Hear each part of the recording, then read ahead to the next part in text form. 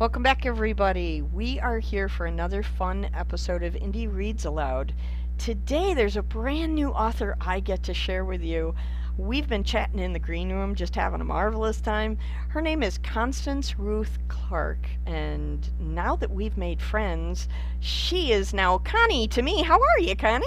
I'm good. How are you? I'm so glad you're here. I love making new friends. And Me more too. than that, I love hearing my new friends tell me stories. So I'm so glad you're here today. It's going to be fun. Well, I Go thank ahead. you.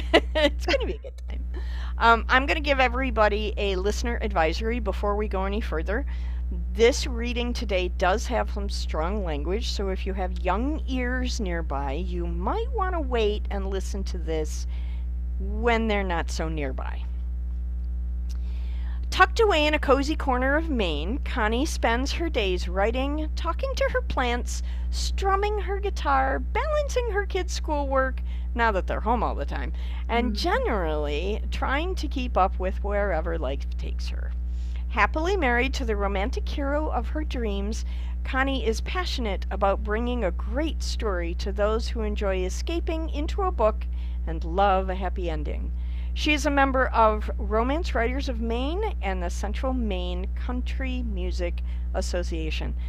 Again, I'm so glad to have you here. Yay! Thank you. I'm I'm excited to creating be here. I'm creating a map from that shows all the different authors and where they're coming from for the podcast, and you're the first one from Maine. So Really? Oh, really okay. excited. Well, I'm honored.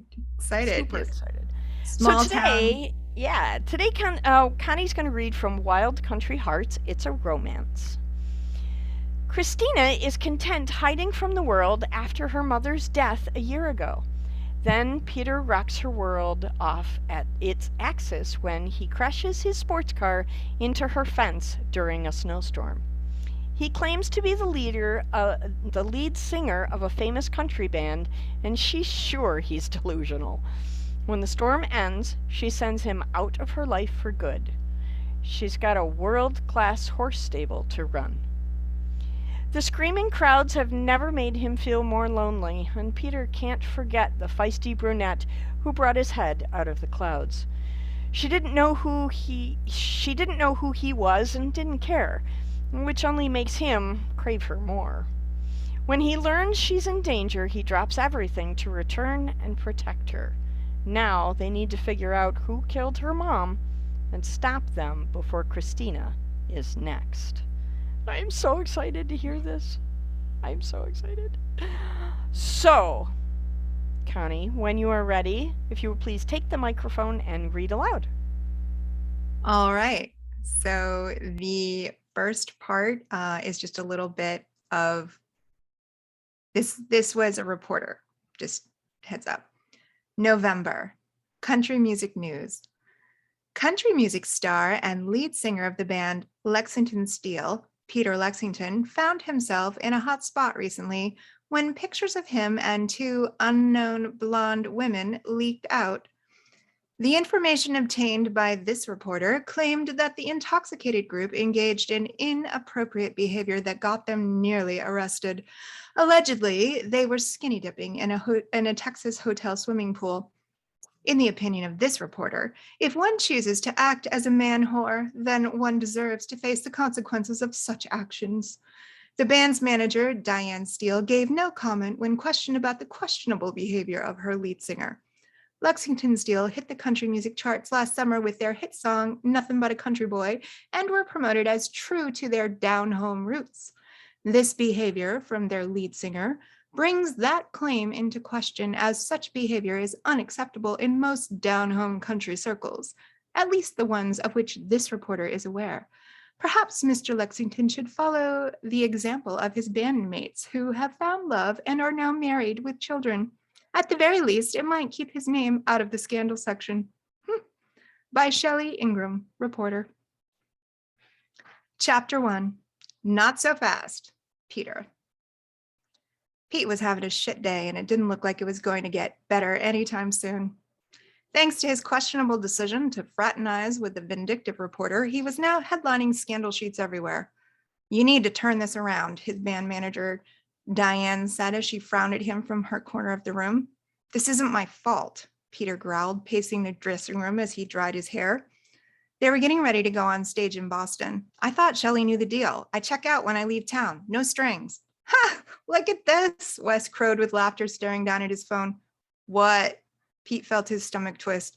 Ooh, let me see. Paul peered over Wes's shoulder. Holy shit, she called you a man whore. What the fuck is her problem? Pete threw his towel down he'd been using over a chair. Sorry, that's off. She followed me for 6 shows, throwing herself at me. I'm not the freaking whore. She is. Hey, you can't go around calling women a whore. Diane glared at him. Even if she is. Talk about bad for your image. Especially a reporter, John, her puppet husband, piped up. Would anyone even notice if the steel guitar didn't show up? I didn't know she was a fucking reporter when she popped out of my shower, Pete growled. All I saw was a naked woman. I told you to leave those groupies alone. St. Jerry had to poke his nose in where Pete didn't want it. He should keep it focused on his base where it belongs. How many times have I told you to keep to yourself when we're on tour? Ah, shut up, Jerry. Wes jumped to Peter's defense as he twirled his drumsticks around his head. About time someone took my side. A man's got to have a little fun on the road. Says the other guy in the band who needs to watch his step. Diane scowled at him. I saw those 3 girls sneaking out of your hotel room last week. Seriously, only 3? I could have sworn I saw 5. Guys, we got a show to do. Calvin strolled into the room carrying his electric guitar and looking around at the rest of the band with a frown. Let's pull it together and put whatever's going on here aside for the next few hours that it takes for us to get through this show. I knew I liked him best. Great, yeah, Pete nodded, pursing his lips. Time to rock the house. That's the spirit, Calvin clapped him on the back. This is the last show before Christmas. Try to sing Silent Night with a bit more sweetness and less rockability. Your grandmother might be watching. When the show ended a few hours later, Peter was careful to play the game the way Diane wanted. He didn't have to like it, but he wasn't looking for trouble. He smiled and chatted with the VIP pass holders, making sure to keep it professional. Selfies and autographs only was where he drew the line. Until a hot blonde with nice tits slipped him her number and hotel key card. I noticed you were staying in the same hotel as me, she murmured coyly, giving him a look from under her lashes. If you aren't too tired later, why don't you stop by for a drink? Pete grinned, completely forgetting his earlier resolve, and slipped the key card into his pocket. A couple of my friends are looking forward to meeting you, she said, licking her lips and then glancing down at his crotch. Fuck yeah. I might be able to make it, he purred into her ear as they posed for pictures. No promises, though. She boldly pulled his face close and kissed his cheek before she was shooed away by a member of the security team. Diane nodded her approval when the last of the visitors had been ushered out the door. That's more like it, she said, plopping down on one of the couches scattered around the large room used for band meet and greets. You're still here with the rest of us. Pete rolled his eyes. Just because he'd stayed put didn't mean anything. Shelley is still going to find something to write about, he said, shaking his head and grabbing a beer. She always does. Just continue to keep your nose clean and she'll give up, Diane advised. Why don't we all head to Maine for Christmas? Calvin suggested from where he was lounging on another couch, nursing a beer. Wendy and the girls would love to see you guys, and y'all can enjoy a white Christmas. Sounds like fun, Jerry said from where he was scrolling on his phone. I can't make it. Wes looked up from where he was sprawled out, taking up an entire couch, also scrolling on his phone. I promised my mom would be home this year, and I can't miss another holiday dinner. What about you, Pete? Calvin asked and took another swig of his beer. You can even invite your sister. Well, she's going to visit Dad, Peter shrugged and leaned against the arm of the couch Calvin occupied. I can make it, though. Sounds like fun. He had no intention of keeping his nose as clean as Diane might think. When he and the guys had finished their beers, he headed out to find the blonde. Don't leave us hanging, Pete, she'd said, and he had no intentions of doing that. Knocking on the door, he gave the sexy brunette who opened it a once-over and grinned in appreciation. Nice bra, he said as she pulled him through the door. The powder blue lingerie set was all she and her 2 girlfriends had on, except the tan-skinned girl was in red and the blonde was in green. We've got all the colors of the rainbow, he smirked. Let's see if I can find this pot of gold. The sound of flirty giggles erupted as the girls crowded around him. Why the fuck would I give this up? Staring out of the windshield of an impractical but seriously cool jet black Dodge Charger 2 days later, Pete cursed whatever gods he'd pissed off lately. His luck hadn't changed. The snow flying toward his windshield gave Pete the dizzying sensation of flying a starship in outer space. Not that he'd actually know what that was like, but he'd seen enough Star Trek shows to get the idea. He was from the South. They didn't have blizzard like this down there. Probably should have checked the forecast before heading north. Make that definitely should have. Why didn't he listen to Calvin when he'd said he'd be better off on the bus? He was from this wilderness. Taking a deep breath, he counted as he slowly breathed in and out a few times to calm down. Don't be stupid, Pete, his best friend and bandmate had said. Why drive when you can ride the bus in comfort? I'm not riding with Preacher Jerry. Peter shook his head and headed towards the car rental counter. The weather can turn fast, and trust me, you don't want to be driving around in the snow, Calvin warned. He'd grown up around here, so he would know. I'm a big boy, Pete shrugged off the prickling feeling in the back of his neck that said maybe he should listen. I've been driving myself around for years, just fine, which meant he had no one to blame for his current situation except himself, and knowing that pissed him off even more. His temper was the reason he was forcing his eyes to stay open instead of snoozing in his bunk on his band's ultra-luxurious tour bus. Once again, this is all Jerry's fault. He was a single man, for fuck's sake. If he wanted to have a little fun on the road, why shouldn't he? He was sick of the judgmental looks and the come-to-Jesus speeches. That damn reporter had screwed everything up for him. It wasn't easy being one of the most popular new country music bands. While it might seem to some people like they just burst onto the scene, they'd been working at this for years. After the crazy schedule they'd kept up touring in a new city every other day, they needed a break. They'd ended their last concert in Boston the night before last, and that was it for a week. Their next concert was scheduled in New York City during the pre-party for the ball drop on New Year's Eve. Spending the Christmas holiday in Maine seemed like a great idea. Then Jerry had the nerve to say that he was being a dick because he caught him coming out of the room with a couple of girls after the last show. I thought you learned your lesson. Obviously not, Jerry had said, shaking his head in disgust before walking off. It's like you're trying to live up to that reporter's label. What the fuck does he know? Pete said, pounding his fist on the steering wheel with frustration. He hasn't gotten laid since he was home last. It's not like he's a fucking saint either. That he was talking to the snow whizzing by since he was alone in the car didn't occur to him. He was too busy being angry at the world because Jerry was right. No, St. Jerry is a dick. He can go fuck himself. The darkness combined with his headlights made it seem like the car was moving at light speed. In reality, he crept down the highway at barely 30 miles per hour, gripping the steering wheel so hard his knuckles had turned white. He felt like his whole body was on high alert. What did I get myself into? His choice of vehicle could have been better. Maybe he should have taken the four-wheel drive truck suggested by the rental clerk instead of assuming the bored-looking kid at the counter was trying to make a better commission with an upsell on a slow night.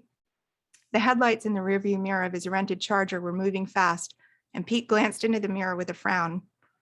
Where the hell is he going in such a fucking hurry? As the vehicle came closer, he could see it was an 18-wheeler. Apparently, the driver wasn't having the same trouble seeing the road. The semi barreled down the highway as if the roads were clear. He'd better slow down because I'm not speeding up, Pete said, gripping the steering wheel. I hate this weather. The lights behind him were getting closer. Shit, he's not stopping. Peter felt his jaw clench as he tried to figure out how not to get run down. He sat rigidly in the bucket seat and felt his grip on the wheel slip from his clammy hands. Does he even see me? The headlights came closer, and at the last second, the driver seemed to see him and switched lanes to pass Pete's Dodge Charger. As he whizzed past, slushy snow sprayed the windshield, and the backdraft from the truck's speed shook the smaller vehicle. The back tires didn't seem to be going in the same direction as the front any longer as the car fishtailed. Fuck. Pete struggled to keep his car on the road, but he wasn't used to driving in snow or in slushy and icy roads. Add a dick truck driver to the mix who didn't care about obeying the flashing caution signs he passed every 20 miles, and Pete knew he was in over his head. What a fucking jackass. As he tried to recover from fishtailing, the tires on Pete's Charger caught a patch of ice, and before he could register how to react, the car was spiraling out of control in circles on the highway. As he spun like a top, it occurred to him that a rear-wheel drive car might have been the worst idea he'd had, since thinking the tiny snowstorms they got in Tennessee made him equipped to navigate a full-force Maine blizzard. The wheel jerked in his hands, and Pete struggled to keep himself from panicking as the world around him whirled. He shut his eyes to take a deep breath and realized that was a mistake a second later. Shit, another bad idea. Am I supposed to turn into the spin or out of it? The highway was higher than the surrounding countryside, and the car spun itself off the road and down the embankment. All Pete could do was hold on and hope he didn't smash into a tree. The car bounced and slid, jerking him around like a puppet. Then there was a loud bang and his head hit on the wheel just as the airbag popped. Everything went black. Chapter 2, Horses and Snow, Kristina. Something must have spooked the horses. Kristina could hear them pounding the snow back toward the barn. Not all of them were pastured in the winter, of course, just the two younger stallions. Zeke had kicked a hole in his stall door and Uncle Al hadn't gotten around to fixing it yet. What has you boys worked up? Staring out the kitchen window toward the pasture, she frowned as she tried to see why they were excited. That's when she saw a pile of snow falling off the roof right in front of the side door of the barn. Great, she muttered to herself as she stared at the snow still falling in the barn's floodlight. Now I have to go shovel, or I'll never be able to get in the barn. Heaving a sigh, she thought about her book and the cozy fire waiting for her to snuggle next to in the living room. They were going to have to wait. The horses came first as usual. The stable was her mother's legacy, and nothing was more important to Kristina than making sure her mom's reputation for quality show horses continued. That meant keeping to the feeding and the training schedule, even during blizzards. Putting down the mug she'd been about to pour a warm cup of spiced wine into, she headed to the door. Feeding time was in 2 hours, but from the way the snow was coming down, she'd be lucky to finish shoveling in time. So much for a little me time. Kristina blew out her breath as she geared up, tugging on her snow pants. Shoveling out the barn entrance instead of losing herself with her newest book boyfriend was not the way she'd planned to spend the evening. Pulling the knitted purple hat her grandmother had made over her pesky brown curls, Chris grabbed the shovel by the door. Taking a deep breath, she opened the door and felt the wind sting her cheeks as the snow pelted her from every direction. Thank goodness the barnyard lights were working so she could see her way. She started shoveling snow off the big farmer's porch where it had drifted under the porch roof. Moving quickly, she headed down the stairs, clearing off this step and then moving down to the next. A loud whinny cut through the air, and Kristina looked toward the pasture gate where Zeke and Smokey were standing, sides heaving under their snow blankets. The light behind them illuminated their breath and falling snow. Kristina frowned as she tried to figure out what was wrong with that picture. There shouldn't be any light behind them. The realization hit her, and her eyes narrowed as she peered in the paddock's direction. She could hear the plow scraping along the highway further out and saw the dim lights making their way down the road. Thanks to the blizzard, the highway sounds were all but gone, since no one in their right mind would be out in this weather. Oh no, Kristina said as it occurred to her why there would be lights illuminating the pasture in that direction. Someone went off the road. She cleared off the bottom step and walked through the 8 inches of snow that had already fallen on the driveway toward the fence and started making her way through the snowdrifts toward the headlights. They seemed to face forward into her broken wooden fence. Wait, broken? Damn, now the horses are going to get out. Pursing her lips, she trudged through the snow toward the gate and pushed it open. Out of the way, fellas, she said, her crooning tone helping to calm the spooked young stallions. She shoved back at their noses as they butted into her and made her way toward the headlights. They followed, making snuffy noises and blowing out their breaths suspiciously. But since she was brave enough to approach the strange lights, so were they. Several paces behind her, with their ears pricked at attention, ready to run at the first oddity. Typical male behavior. Kristina used the shovel to lean on as she got further out into the pasture where the snow had drifted into piles. On a normal day, this walk would have taken less than 3 minutes. Struggling through snow up to her knees in places was making it difficult to hurry. I hope the driver isn't hurt. It was a sporty type of car, black, probably rear-wheel drive. She didn't know much about vehicles, but it was hard to miss an impractical vehicle around here. What idiot would drive a car like that in a blizzard down a highway? Must be a man. Mentally, Kristina rolled her eyes as she struggled to put one foot in front of the other. Her nose was cold. I should just leave him to his fate, she muttered. She wouldn't. Zeke and Smokey were still behind her, but they didn't seem inclined to take the lead and tramp down the snow so her path could be easier. Big babies.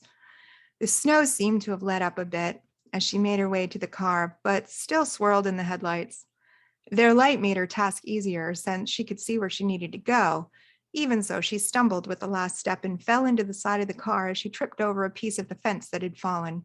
All I need is to break my leg rescuing some idiot who can't stay home on a night like this, she said as she pushed herself upright and leaned against the car.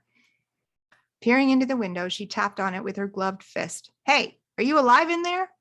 The man slumped into the airbag on the steering wheel, didn't move. While the front end was crumpled in, the rest of the car was intact. All the doors were locked and shut tight. She needed to get him out of there as quickly as possible. No telling how long this storm might last. She never trusted the meteorologist. But she wouldn't be able to get him to safety if she couldn't get him to wake up and unlock the doors. Shrugging her shoulders, she lifted the shovel and used the handle to whack the window as hard as she could. It didn't break. The shovel bounced off and she felt herself go off balance. Son of a biscuit. She tightened her grip and her stance so she could try again. She still didn't break the window, but his eyes opened and he lifted his head. Then he saw her and his eyes widened. What the fuck are you doing? Her arms, which had been holding on the shovel high in preparation to slam it down again, dropped. Can you unlock your doors? She motioned toward the lock. Not if you're going to kill me with that shovel, he shouted back. I'm trying to rescue you, you idiot, she said, trying to keep the sarcasm out of her voice. You were out cold. Unlock the door so I can help you get out. He glanced around and finally seemed to realize that the car was tilted in a strange position. His hand fumbled with the locking mechanism and she heard it click. She pulled open the door. Are you hurt? What? He stared up at her with an obvious daze. She couldn't help noticing how blue his eyes were. They looked familiar, but she couldn't stop to figure out why. Hurt? Did you break anything? He looked down at himself. I'm sore. My knee hurts, he said, wiggling a bit as he attempted to move. Do you think you'll be able to walk? I won't know until I try, he said, and slid a leg out of the car. Wait, where's your coat? Oh, he looked back inside the car. I think I threw it in the back seat. Okay, I'll grab it, she said. Let's get that on you before we go too far. Reaching into the back, she pulled out a thick LL Bean jacket that looked pretty warm. At least he was equipped for the cold, even if he'd been stupid enough to venture out with this ridiculous car. He tugged on the jacket and stood, bracing his butt against the door jamb, wincing as he tried putting weight on his leg. She refrained from telling him he wouldn't be in this position if he hadn't been idiot enough to drive this absurd car in such dreadful weather. Why are all the best-looking men the most unreliable? That's the end of chapter 2. Fantastic. Thank you so much. I am super interested to hear what happens next. As you were reading, I went to Amazon and put you on my TBR list. So Oh, nice. Thank you. thank you very much for that. I have a question before we let you go. What was your favorite part about writing this book? Well, it was interesting because initially this book was supposed to be a very short Christmas book that went in an anthology. It was only supposed to be 30,000 words, which is really short book. But at the end of that, Peter and Kristina weren't ready to be done because there was still a mystery to solve. And so I had a lot of fun solving that mystery. Over like that, yeah. The characters told you they weren't done yet. That's right. They weren't done yet. We had to figure out what happened with Kristina's mom, and Peter goes through a really interesting change too. He goes from being kind of a dick to a really sensitive, caring, really great guy who, and she changed him. He didn't realize that he needed her in his life until he was stuck with her for 3 days. I'm starting to think of some men I could send this book to. Connie, thanks so much for coming out today and reading to us, and I look forward to having you back on the program again to hear more of your work. Well, I look forward to being here as well, and I really appreciate the opportunity, and I hope that your listeners enjoyed it. Thank you so much. Have a great night. You too. Thank you. Bye-bye. Bye.